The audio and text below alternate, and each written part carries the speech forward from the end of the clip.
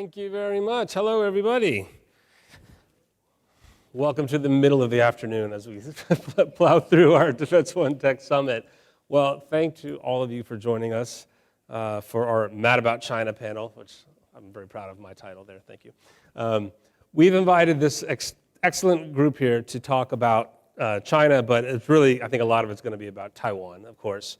And this is, I guess, our Check the Box for Lawmakers panel, where we have, Chief of Staff from Ro Khanna, House Foreign Affairs Committee, and then Dimitri, of all people, who has been on a tear publicly lately. Look pretty. Exactly.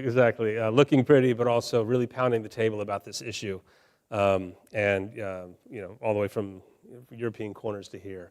So I thought we could kind of set up a little bit of the lay of the land of where things are on not just the China issue, the Taiwan issue, but the point of this panel is supposed to be, where does Congress come in, and what's on the books, what's on the horizon, what's on the future, and what people want. And that, I think, is part of the original question, is what people want. Right now, and a lot of these panels I go around saying, I think the country and perhaps the larger world is in a battle right now over what to think about China, what to think about the issue of China, the threat, the competition, however you want to call it, and therefore what to do about it. Whether it's armed to the teeth, like Mike Gallagher has said, or something less than that, something more along the lines of peaceful competition. All of it is quite complicated, quite complex. The Taiwan issue seems to be among the ones that are most forefront. Two of you, at least, have been to Taiwan recently. So I guess tell us, and maybe I'll start with you, Gio, and work our way down, your perspective on that issue specifically, what's going on for either your office or your committee, and kind of where we are now and what you're looking for in the near future. Well, thanks for having me. Thank you. So I was in Taiwan in February with Congressman Khanna and a delegation of members, some of them on the China Select Committee, which Congressman Khanna sits on. And someone had an interesting line from one of the political parties, which was that you can't swallow a porcupine, but you can starve a porcupine. And that was something that really struck us as quite interesting, which is that one concern is not that there might be a kinetic military invasion, but that the ability for the PRC to have a blockade, there's only about 2 weeks of energy that Taiwan would have, is a really concerning threat.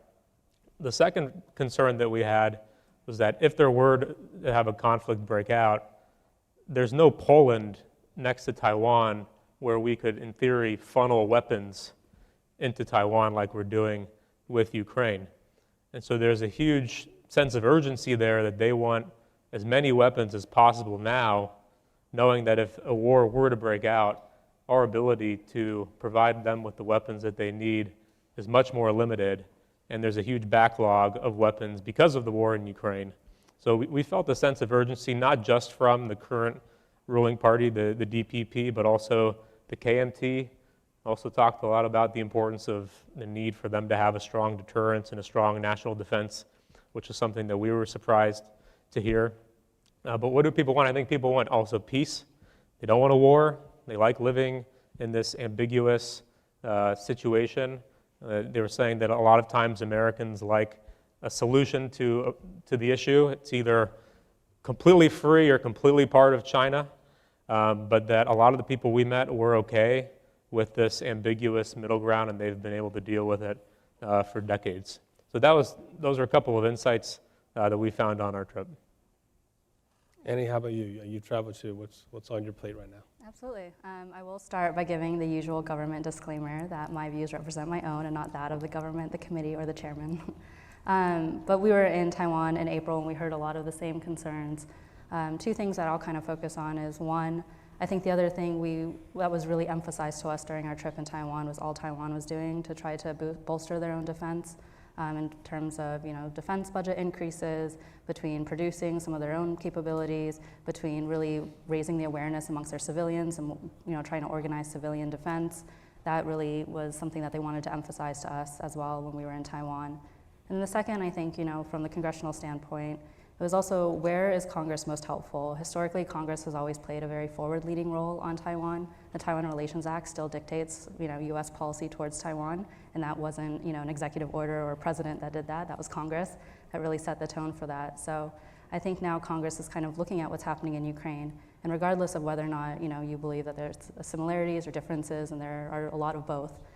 I think Congress what happened in Ukraine really helped crystallize in a lot of members' minds of, now we're not talking about this hypothetical, ambiguous thing that might happen. We're looking at, the options of, whether that's an invasion, a blockade, a debilitating attack on cyber or critical infrastructure. We're really getting kind of down to the operational level of, okay, operationally, these are the possibilities and what are our responses? And what are our responses, what are the Taiwanese capabilities to respond, and how does that fit into our Taiwan Relations Act and our commitments that we made in the Taiwan Relations Act, right? We made two very clear commitments in the Taiwan Relations Act. One is to provide Taiwan with arms of a defensive character, and the second one is to maintain the capacity to resist force and coercion. So we're kind of looking at, all right, what is Taiwan doing, and that's within Taiwan and how we can help them.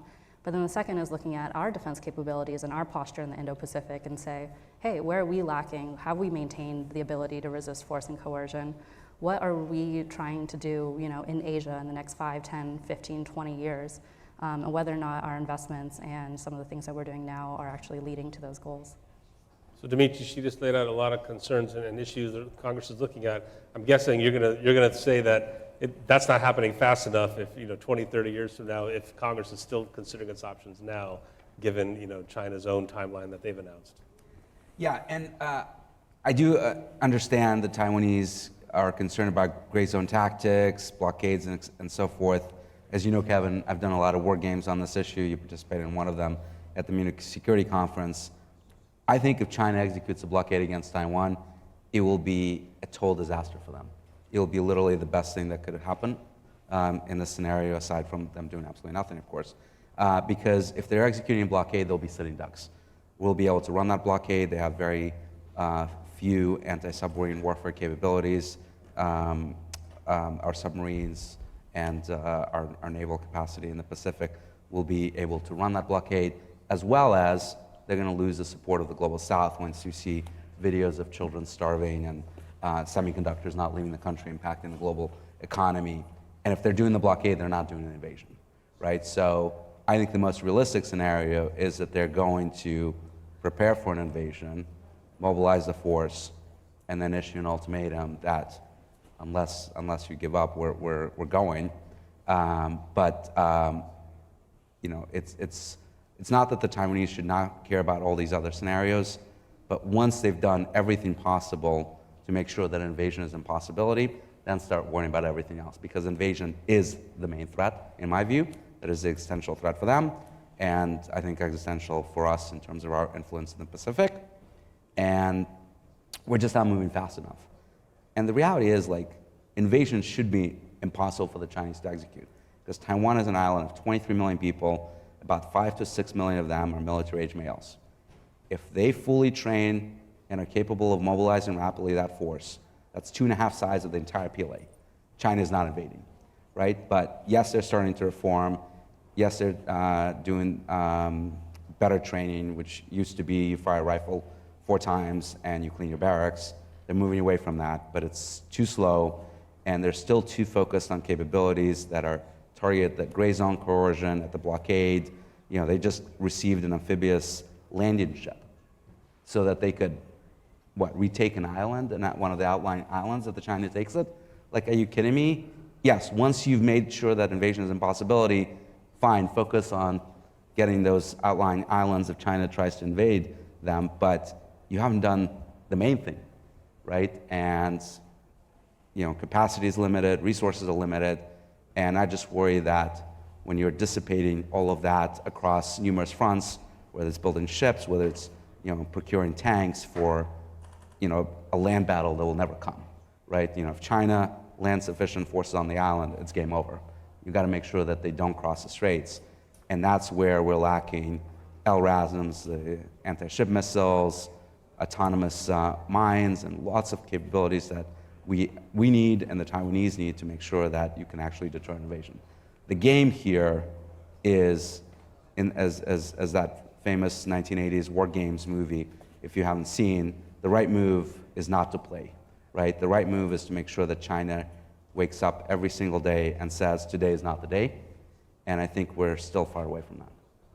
So thanks for all those introductory thoughts. It just illustrates to me, how complex this is, meaning how does Congress come up with a solution to a problem when the problem is still not defined or not even agreed upon? When you have views as much as China is going to invade, China is the, not just the global competitor, they're the global threat. And there's an element of Congress that is saying that. That is, basically, if you think anything less of China, you're not even patriotic American. How dare you? Then there are the realities, and then there are the military, people that have to make the plans and buy the goods and come up with, that solution and put their lives on the line. Then there's the diplomats, and then there's the private sector. It's all over the map, is it not? How do you, in Congress, which of these voices are reaching? Which of these voices are you reaching? And where are the solutions leading? Is it leading to what Dimitri is saying? But the timeline is short. We better make it as deterred as possible, which means kind of toward the arming of the teeth route as fast as possible. Or is it something less than that? Annie, what do you think? Yeah. Absolutely. I think that's a really good point about defining the problem. I mean, when Dimitri was speaking, I think we even look at the problem a little differently.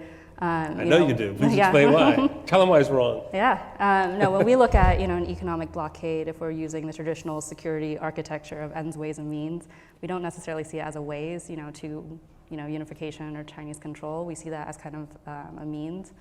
What we're worried about is in a situation where there is a Chinese blockade around Taiwan, and then suddenly, particularly if China uses their civilian fleet or anything like that to cut off shipping, and we go in with our 7th fleet, we look like the aggressors, and now China has a reason to pull their military in. Even if children are starving in Taiwan? Even if children are starving in Taiwan, I think, that still, it's still the U.S. military coming in with all its narrative and might, and I think that, then we lose the narrative in the global south versus, China losing the narrative in the global south, and then that makes the invasion all the more likely. I think you run a humanitarian mission and dare them to try to stop it. I don't. We can argue about narratives on that, but in my discussions with our foreign counterparts, U.S. humanitarian missions are generally not perceived in that way, and part of that is our problem. We're not messaging, and our narrative is not as strong. Right, yeah. And the Chinese propaganda arm is long and well researched and well funded. So what we see is, if we're preparing for an econ blockade situation, that actually makes, if we're able to manage that situation, that makes an invasion less likely. So preparing for that is also preparing for an invasion scenario. And of course, we would love, Taiwan were able to respond to all sorts of scenarios, but I think picking the 3 most dangerous or 2 most dangerous and really focusing our resources and our solutions, as much as you want to call legislative packages solutions, towards those scenarios are where we're really focusing on as well. So Gio, your boss sits on the new China committee, as we call it shorthand, but how is the committee dealing with, I assume they are the same set of problems. They have to, a committee, not one person. It's not, Mike Gallagher doesn't get to define everything. He gets to go on TV more, but how does the committee, how are they defining the problem or trying to? I don't want to speak for the committee, the disclaimer, but the committee's taking a broad approach to it. There's been lots of hearings. There's been a tabletop exercise that was put on by CNAS. And I think to Dimitri's point, you don't want to play this game. This ends really badly. And so I think there's been a huge focus on how can we prevent a war from breaking out in the first place? What are the ways that we can deter a war from happening? And that's everything from military, so making sure they have the right weapons, making sure they have asymmetric emerging technologies that we've been seeing work in Ukraine versus some of the more of the traditional weapons, which I think the Taiwanese have wanted previously. I think they're becoming more open to the fact that they need some more of these emerging technologies, drones, mines, stingers, of the like. But then also from a diplomatic perspective, how do we make sure that we're not crossing any red lines that could trigger action or an excuse for an invasion? So when we went to Taiwan, Congressman Khanna strongly reaffirmed the one China policy, reaffirmed the policy of strategic ambiguity, emphasized the importance of not declaring independence. So it's not just a military problem. Obviously, we need to deter a war from happening on the military side, but there's also a huge emphasis now on diplomacy. How can we get some of the communications lines reopened? When we were doing this tabletop exercise, our militaries and our governments weren't talking to each other in the simulation. They're not even talking now, and we're hopefully far from a war. And so how can we reignite some of these channels? I think it's a good thing that Secretary Blinken is going. We need to keep talking. We were talking during the Cold War. Congressman Khanna is planning to also lead a delegation to China as well. So that's another part on the committee that we've been trying to push forward as a comprehensive approach to avoiding war. I'll be happy to go with you on the delegation to cover that if you like. All right. Dimitri, he mentions war games. Instead of you've done the war games. But tell people, why are you doing this? Why are you going around having war games about Taiwan, and what are you learning from them? And how do they differ, if at all? You're right, I was in one at the Munich Security Conference. That was quite eye-opening in the end. And I think by the end of it, everybody left thinking, Taiwan's toast. If China makes this decision, it's all right now, the ball game, at any time soon, Taiwan's not prepared, the U.S. isn't prepared, the supply chain isn't prepared, Taiwan's got the upper hand if they really want to do that, or China has the upper hand. It may result in catastrophic consequences for China eventually, but Taiwan can't defend itself. What are you finding? Tell us about this. Yeah, so war games are not predictive, right? I mean, war itself is highly contingent, as we're seeing in Ukraine. So when you see media reports of, we ran war games and U.S. won or China won, none of that actually matters, right? The goal of the games, at least the ones that I run, is to get decision makers to start thinking through various scenarios and be prepared to make tough decisions about the various possibilities that might arise, and particularly if the scenarios are 5-7 years out, there are certain things you can do now to make things much more easier Give us some for you. examples of those hard decisions. Well, for example, on the economic front, so much of our focus is on the military in this discussion, but there's an enormous economic situation that we have to think about, both in terms of reliance on semiconductors in Taiwan. There's a blockade or an invasion. You're going to have devastating economic impact to this country and the rest of the world. You have a high degree of reliance on critical materials because so much of processing happens in China. So all of those things that, if we are facing a conflict, let's say in 2028, as I think might be actually unfortunately likely, you need to do things now to make sure that 5 years from now you're in a much better place. And that's really the point of these war games. But the one we ran in Munich that you participated in was really great because not only do we have U.S. government officials playing, but we had senior leaders from European and Asian countries participating as well. And that's a perspective that often is not received in these games in D.C. of how do those countries actually feel about not just the conflict itself, but the run-up to the conflict and what steps they can take. It was very clear, for example, that the Europeans want to have nothing to do with this, right? And not only stay out of it militarily, but really, want to continue figuring out how they can trade with China and not, decouple. And it was also fascinating to see that, for a country like Japan, for example, this truly is seen as an existential issue. Taiwan is on their back door, so they made it clear that, as soon as China is mobilizing for war, they are too. That's almost automatic. But if the U.S. decides not to come in, then they're not stepping in on their own, as you can imagine. And what was also interesting is in some of those games, if we choose not to fight, if we let China take Taiwan, that changes the entire Indo-Pacific in some very profound ways, because a lot of these countries have made it very clear that if our credibility sort of falls by the wayside on Taiwan, it's not that they're going to abandon us, but they're going to start looking for ways to appease China, to accommodate them, realizing that they're now the big dog in the region, and our influence will just plummet. So, yeah, it's a good point. At the Munich one, because it is Munich, there are world leaders around, so gathering them was important. And I remember one of the takeaways, for example, non-military, was the idea that stick with the superconductors and chips and other technologies and key sectors in Taiwan. if there was even time to pull those key players, the people, their families, out of Taiwan, It's not gonna to happen. save them, that there was a contingent in the room that was saying, yeah, we'd have to, of course, we would open up, we would be able to get them out. And a lot of people thought, well, you couldn't get the Afghans out fast enough. You're going to get the Taiwanese out, and are Americans going to be willing and opening their homes to Taiwanese refugees? Because a lot of Americans barely stay. Well, They don't like any refugees. the issue is that- it gets just so complicated. It has nothing to do with how many missiles Taiwan has at first. It's a pipe dream. First of all, they're not going to be allowed to leave. Like, look at what's happening in Ukraine, right? No military-age male is allowed to leave the country. That's going to be one of the first things that Taiwan is going to institute, right? And their families are not going to leave without, their spouses. So the reality is that they're going to stay in Taiwan as soon as it becomes clear that war may be imminent. And this idea that we'll get all these TSMC people out, or that's just not going to happen.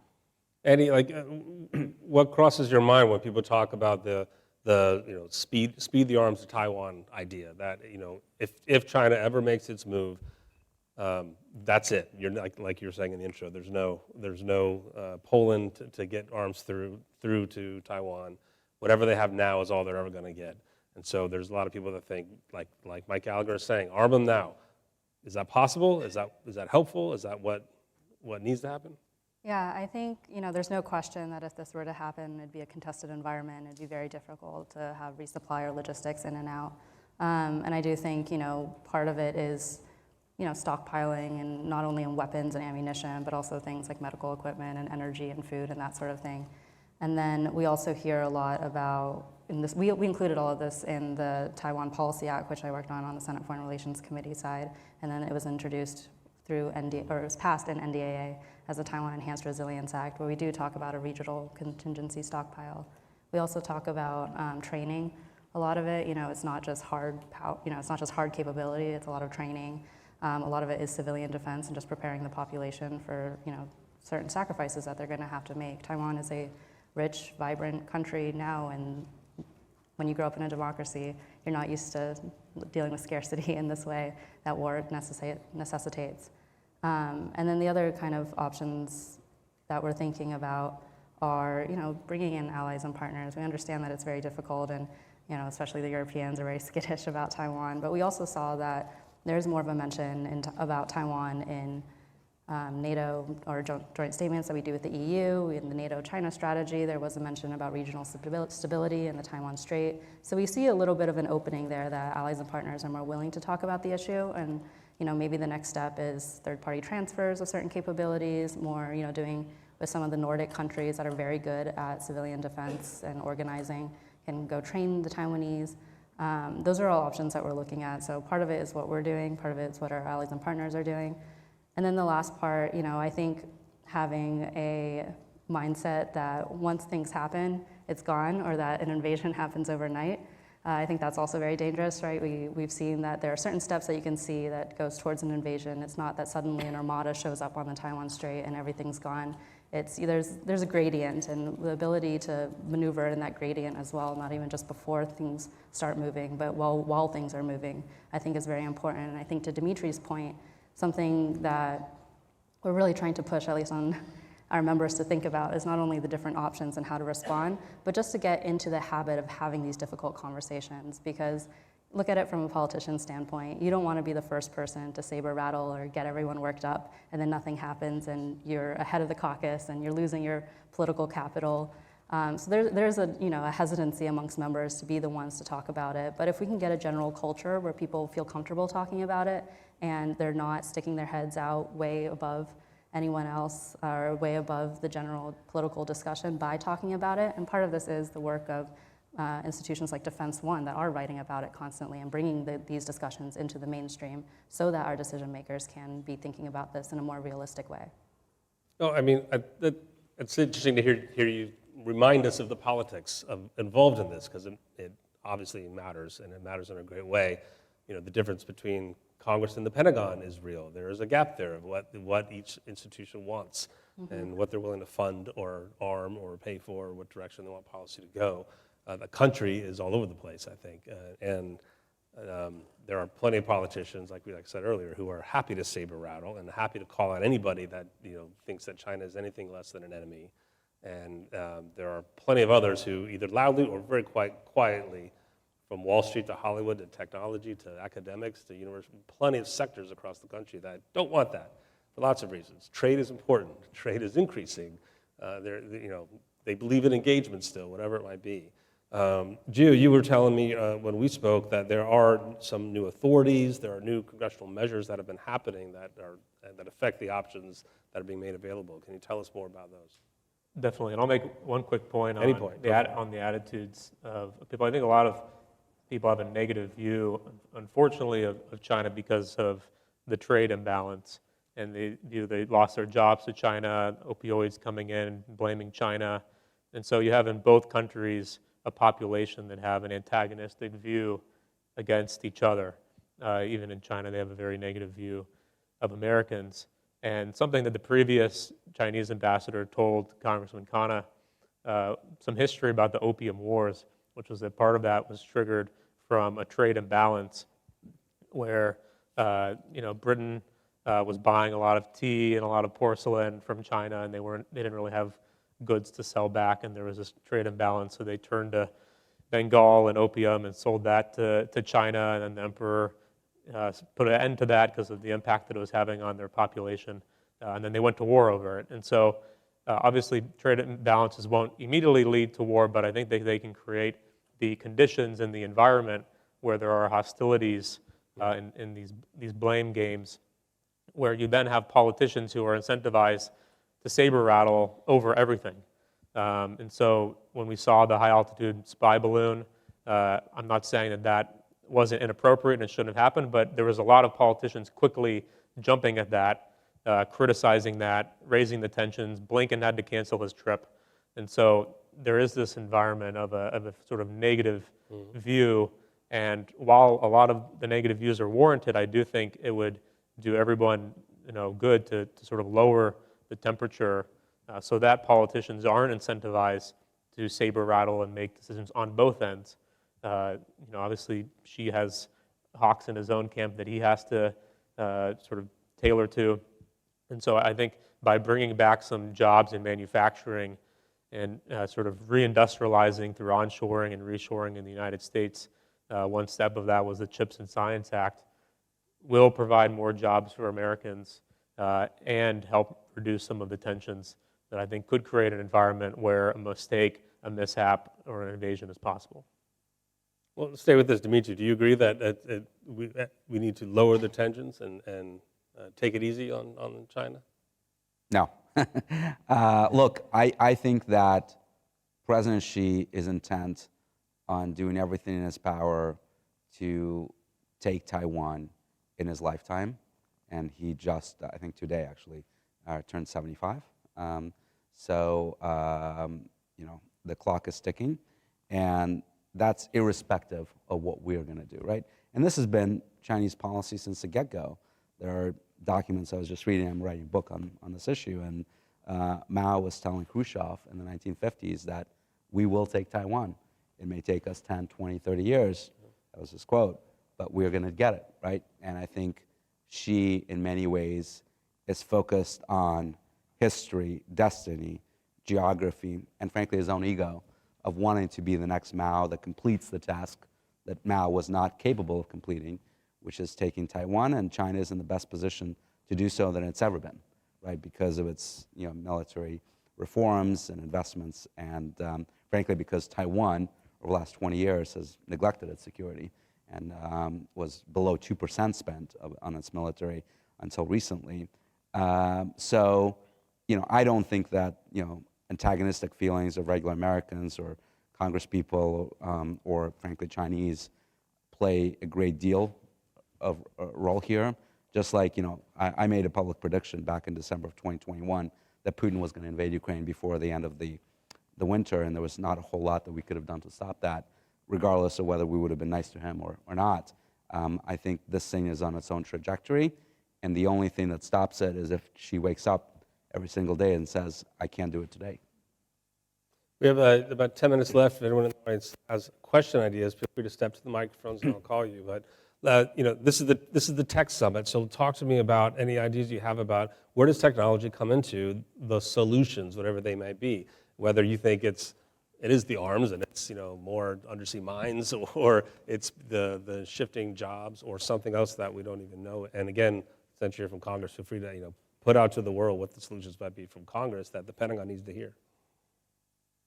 Yeah, I think one data point is that it's very clear when you're reading Chinese strategic documents, Chinese official speeches, the national development plans, is that China sees tech superiority as a way to sustain their national security.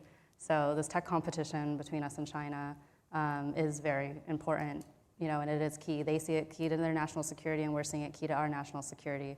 And there is a growing concern, and it's a very realistic concern, that China is using, taking advantage of certain parts of our tech industry, and we want to make sure that the United States, because of our values and because of who we believe in, we don't want to be funding, human rights atrocities. We don't want our surveillance equipment being used in Xinjiang to conduct a genocide. We don't want parts of our tech industry found in bombs that might be used to bomb innocent people in Taiwan or U.S. outposts in the Indo-Pacific or any of our allies and partners.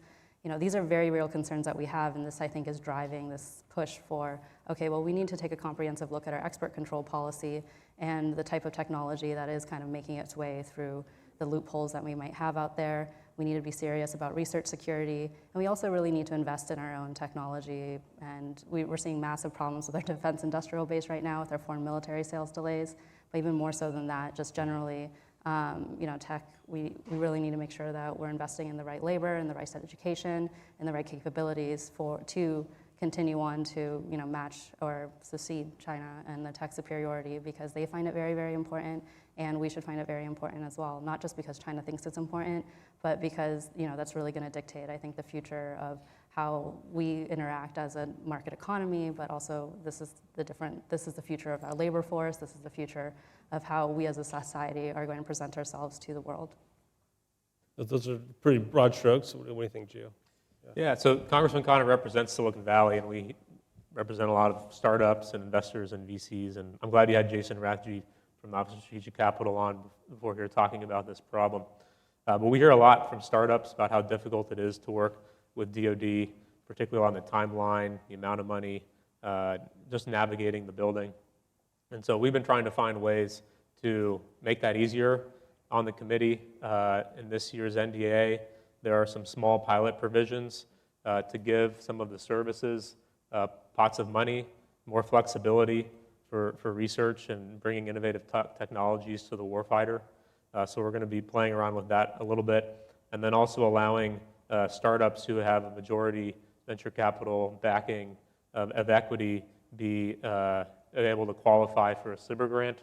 So there are things we were trying to do, helping support DIU, helping support the Office of Strategic Capital to make it easier, because unlike in China, and this is a good thing, our government can't just go to Google or Microsoft and say, give us all of your technology, you're now part of the government. We don't have that fusion law like they do. And so we have to sort of make sure and go out of our way so that entrepreneurs and technologists and innovators can work with DoD, and that if they do have a technology that might be dual use, that they would want to work with DoD and not have it be an experience where it doesn't meet their timelines with prototyping and the way that technology is developed in the Valley, given that's not typically how DoD has run its procurement process.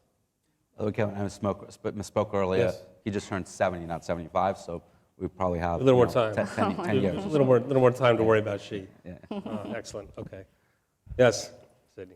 Hi, Sidney Friedberg from Breaking Defense. Thanks very much for doing this.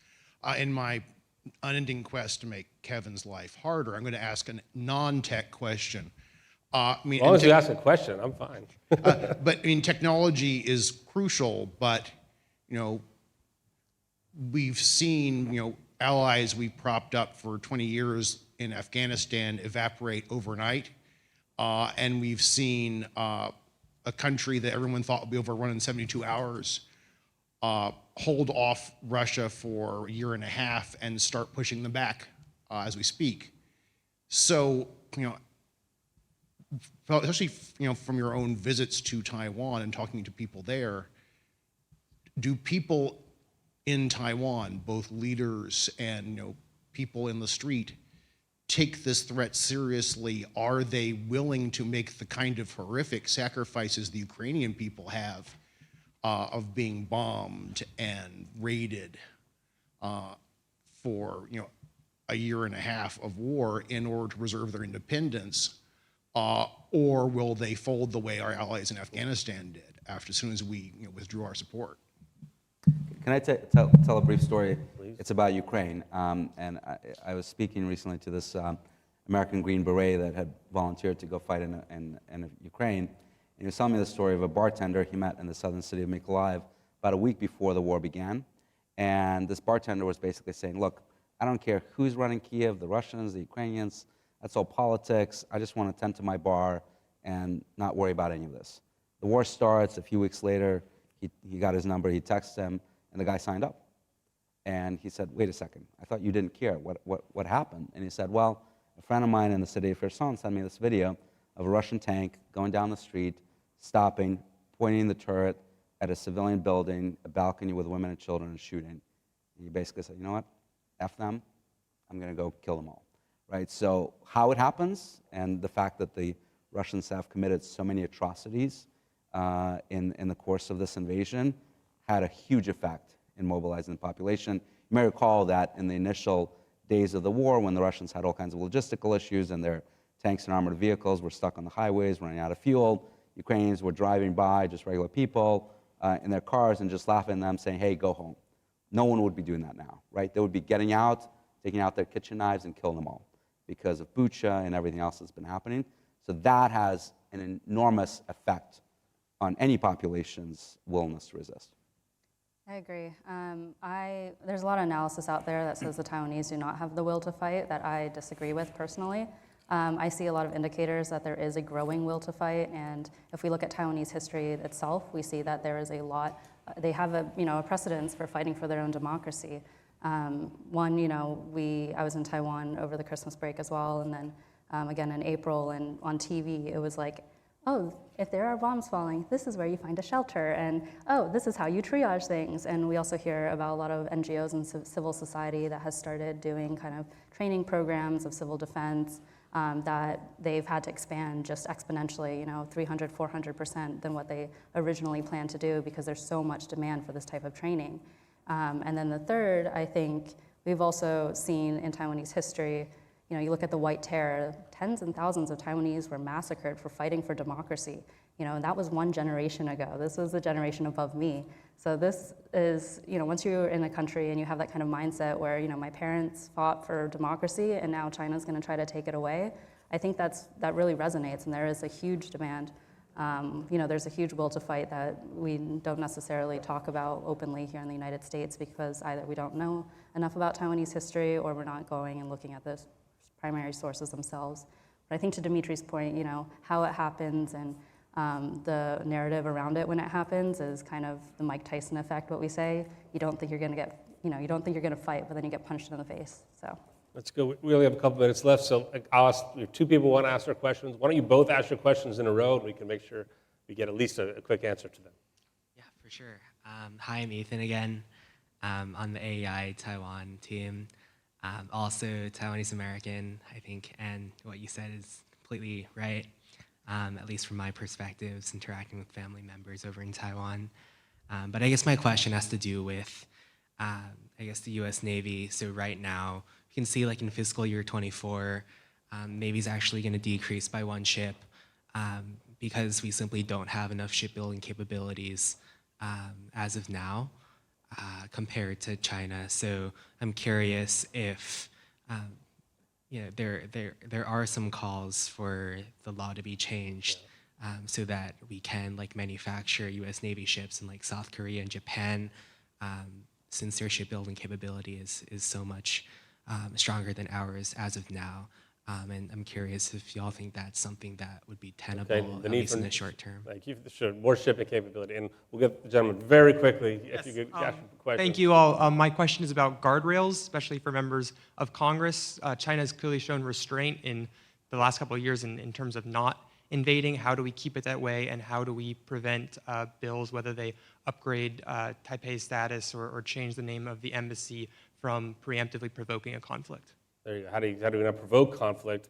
First, on shipbuilding, do we need more? Do we not need more? Any thoughts on this? I could take them both, and I think this is a two-pronged approach.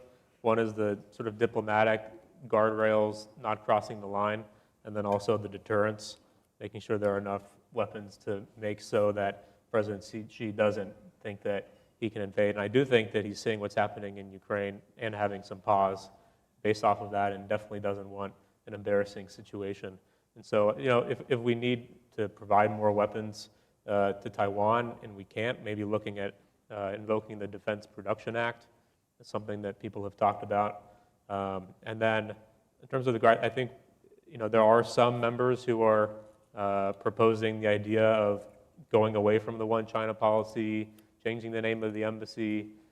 Those things would be very provocative.